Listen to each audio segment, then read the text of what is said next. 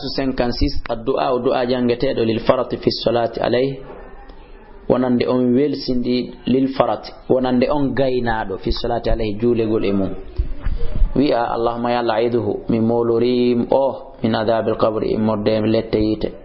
wa in qala so on tigini allahumma ya laiji alhu waduma faratan wontudo yeso wa dhukuran e maranari liwalidayhi wonande jibimbe mo be wa shafi'an tefanobe mujaban noto todobe allahumma ya allah taqil bi teddinire sabu makko mawazina ma pesirde mabbe den kambe dido wa azim mawnini bi sabu makko ujuro ma joddiji mabbe din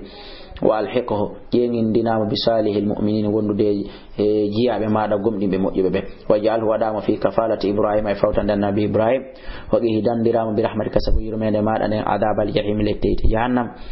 wabdil wattitana mo daran galle go khairan min dari ko buri mojjude galle de wacciden waalane be ngure khairan burde mojjude min ale be ngure makko ne allahumma ya allah ighfir yafo li aslafina ardi be amen wa furatina e fejjube amen